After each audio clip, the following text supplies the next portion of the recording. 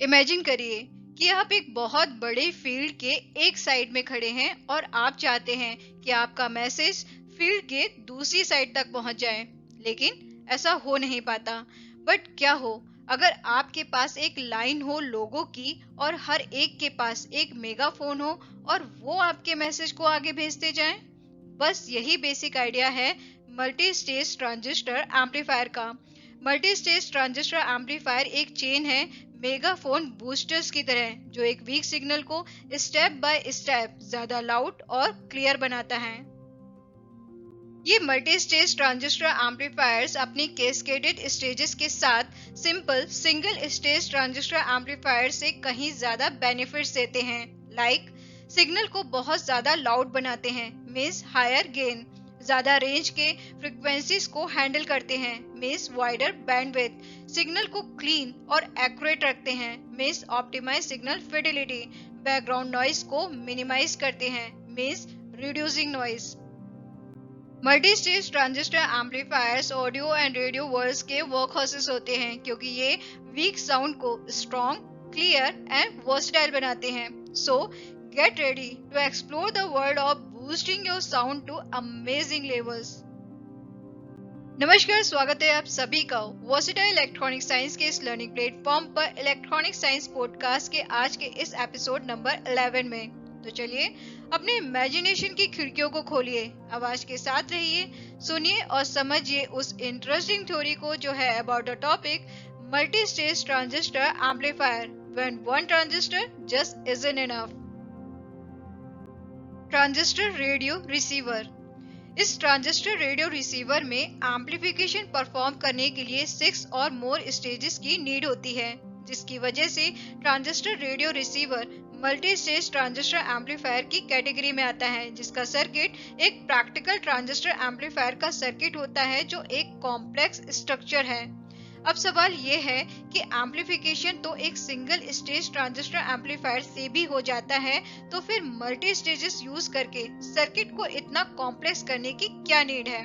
तो जवाब ये है कि नीड है, क्योंकि सिंगल स्टेज ट्रांजिस्टर एम्पलीफायर का आउटपुट यानी कि गेन प्रैक्टिकल पर्पसेस के लिए इनएडिक्वेट मींस इनसफिशिएंट होता है। सिंगल स्टेज ट्रांजिस्टर एम्पलीफायर का आउटपुट यानी कि गेन इतना नहीं होता कि वो आउटपुट डिवाइस को ड्राइव कर पाए। ऐसे में हमें नीड होती है एडिशनल एम्पलीफिकेशन की ओवर 2 और मोर स्टेजेस, जिसे फुलफिल करता है मल्टी स्टेज ट्रांजिस्टर एम्पलीफायर। हर प्रैक्टिकल ट्रांजिस्टर एम्पलीफायर हमेशा मल्टी स्टेज ट्रांजिस्टर एम्पलीफायर ही होता है। What exactly is multi-stage transistor amplifier? जब number of single transistor amplifier stages को आपस में कैस्केड अरेंजमेंट में कनेक्ट किया जाता है। Cascade means connected in series, means जितनी भी स्टेजेस है ट्रांजिस्टर एम्पलीफायर्स की वो आपस में सीरीज में कनेक्टेड होती हैं। मतलब फर्स्ट स्टेज के आउटपुट को सेकेंड स्टेज के इनपुट के साथ कनेक्ट किया जाता है, इसी तरह सेकेंड स्टेज के आउटपुट को थर्ड स्टेज के इनपुट के साथ कनेक्ट किया जाता है। ये सेम प्रोसेस बाकी सारे स्टेजेस के साथ कंटिन्यू करके जो ओवरऑल अरेंजमेंट बनता है, उस सिस्टम को मल्टी स्टेज ट्रांजिस्टर एम्पलीफायर कहते हैं। ऑडियो एम्पलीफायर सिस्टम किस तरह से मल्टी स्टेज ट्रांजिस्टर एम्पलीफायर को जस्टिफाई करता है, आइए इसे समझते हैं। ऑडियो एम्पलीफायर सिस्टम में लार्ज अमाउंट ऑफ पावर की नीड होती है लाउड स्पीकर को ऑपरेट करने के लिए, लेकिन होता क्या है, माइक्रोफोन पर जो सिग्नल ओरिजिनेट होता है उसकी पावर बहुत कम होती है, ऑर्डर ऑफ मिलीवोल्ट या उससे भी कम। ऐसे में नीड होती है मल्टी स्टेज ट्रांजिस्टर एम्पलीफायर की, ताकि लो पावर वाले सिग्नल को बूस्ट करके नेसेसरी पावर को सिस्टम में प्रोवाइड करा के लाउड स्पीकर को ऑपरेट किया जा सके। Gain of multi stage transistor amplifier. Multi stage transistor amplifier का गेन वोल्टेज गेन भी हो सकता है, पावर गेन भी हो सकता है एंड करंट गेन भी हो सकता है, लेकिन जो ओवरऑल गेन होता है इस मल्टी स्टेज ट्रांजिस्टर एम्पलीफायर का वो इक्वल होता है product of the gains of the individual stages. Product of gain कहाँ है, सम ऑफ गेन नहीं। Arrangement of multi stage transistor amplifier. Multi stage transistor amplifier में नंबर ऑफ स्टेजेस को आपस में सीरीज में कनेक्ट करने के लिए कपलिंग डिवाइसेस को यूज किया जाता है। इन कपलिंग डिवाइसेस का पर्पस होता है वन एम्पलीफायर स्टेज के एसी आउटपुट को नेक्स्ट एम्पलीफायर स्टेज के इनपुट पर ट्रांसफर करना और साथ ही वन एम्पलीफायर स्टेज की डीसी कंडीशन को आइसोलेट करना from the next stage. Each amplifier stage consist करता है one transistor and associated circuitry. Multi stage transistor amplifier जिसके डिफरेंट नेम्स होते हैं, किस तरह, आइए समझते हैं। मल्टी स्टेज ट्रांजिस्टर एम्पलीफायर के डिफरेंट नेम्स डिपेंड करते हैं उसमें यूज होने वाले कपलिंग डिवाइसेस के डिफरेंट टाइप्स पर। अगर कपलिंग कैपेसिटर कपलिंग है तो मल्टी स्टेज ट्रांजिस्टर एम्पलीफायर होगा कैपेसिटिवली कपल्ड ट्रांजिस्टर एम्पलीफायर। अगर कपलिंग ट्रांसफार्मर कपलिंग है तो मल्टी स्टेज ट्रांजिस्टर एम्पलीफायर होगा ट्रांसफार्मर कपल्ड ट्रांजिस्टर एम्पलीफायर। अगर कपलिंग डायरेक्ट कपलिंग है तो मल्टी स्टेज ट्रांजिस्टर एम्पलीफायर होगा direct coupled transistor amplifier. Capacitively coupled transistor amplifier जिसमें रेजिस्टेंस कैपेसिटेंस कपलिंग होती है जिसे आरसी कपलिंग भी कहते हैं। कैपेसिटिवली कपल्ड ट्रांजिस्टर एम्पलीफायर में वन एम्पलीफायर स्टेज के आउटपुट को नेक्स्ट एम्पलीफायर स्टेज के इनपुट के साथ कपल किया जाता है कपलिंग डिवाइस को यूज करके। कपलिंग डिवाइस जो एक कैपेसिटर होता है जिसे कपलिंग कैपेसिटर कहते हैं। हम जानते हैं कि कैपेसिटर डीसी को ब्लॉक करता है लेकिन एसी को अलाउ करता है।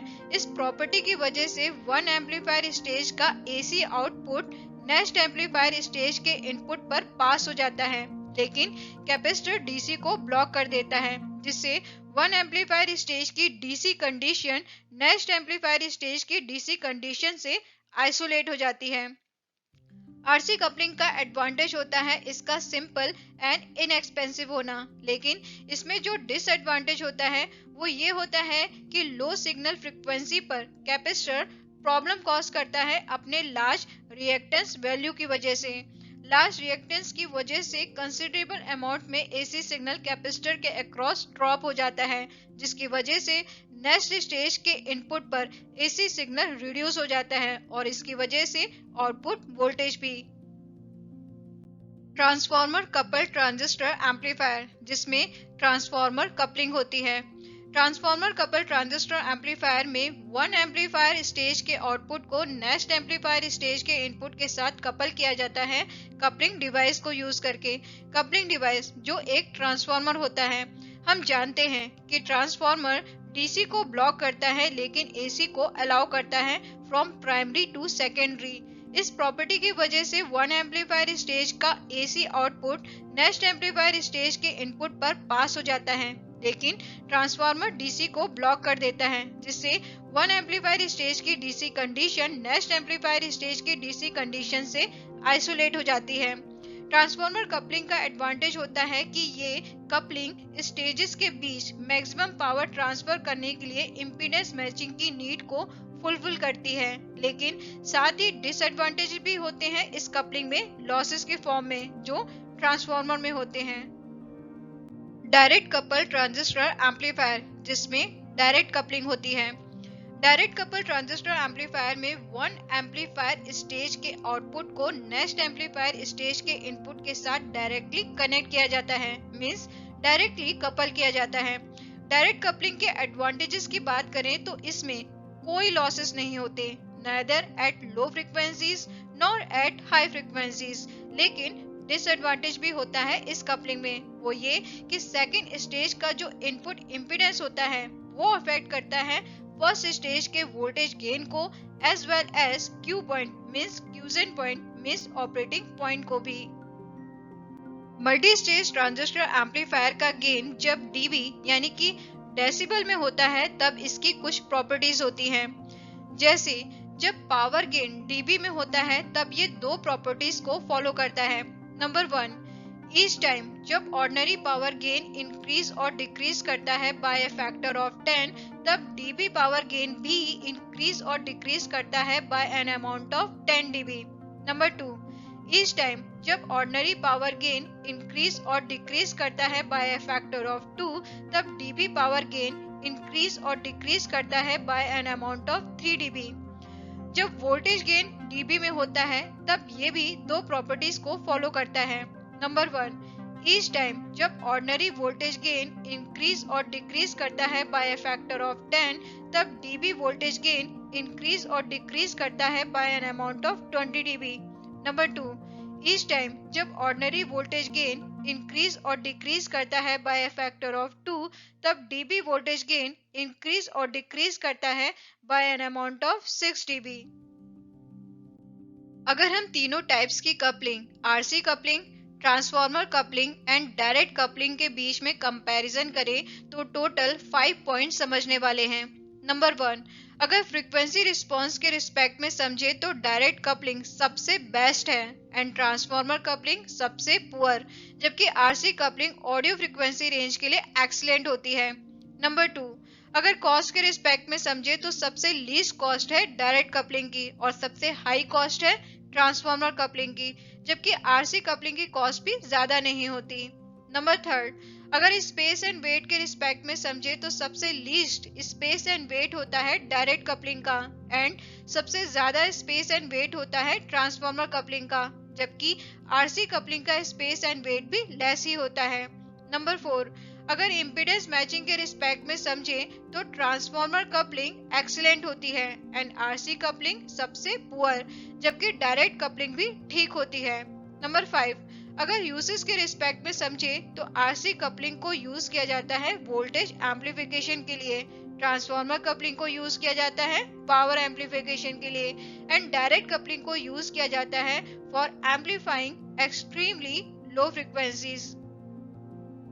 मल्टी स्टेज ट्रांजिस्टर एम्पलीफायर के इनिशियल स्टेज में आरसी कपलिंग को एम्प्लॉयड किया जाता है। ऐसा क्यों? वो इसलिए क्योंकि मल्टी स्टेज ट्रांजिस्टर एम्पलीफायर की जो इनिशियल स्टेजेस होती हैं उनका जॉब होता है वोल्टेज एम्पलीफिकेशन परफॉर्म करना, जो ब्यूटीफुली डन किया जाता है आरसी कपलिंग के through because of its least frequency distortion. Multi stage transistor amplifier के फाइनल स्टेज में ट्रांसफार्मर कपलिंग को एम्प्लॉयड किया जाता है। इसका रीजन क्या है? आउटपुट डिवाइस यानी कि स्पीकर के इम्पीडेंस की वैल्यू फ्यू ओम्स में होती है, जबकि ट्रांजिस्टर जो कि कॉमन इमीटर अरेंजमेंट में होता है उसके इम्पीडेंस की वैल्यू स्पीकर के इम्पीडेंस की वैल्यू का सेवरल 100 टाइम्स वैल्यू होती है। इन दोनों डिवाइसेस के इम्पीडेंसेस को मैच करने के लिए स्टेप डाउन ट्रांसफार्मर, जिसका power turn off ratio NP/NS होता है, यूज किया जाता है। इम्पीडेंस मैचिंग की वजह से मैक्सिमम पावर आउटपुट डिवाइस को ट्रांसफर हो जाती है, यानी कि स्पीकर को ट्रांसफर हो जाती है, जो कि फाइनल स्टेज का रियल गोल होता है। इसलिए फाइनल स्टेज में ट्रांसफार्मर कपलिंग को यूज किया जाता है।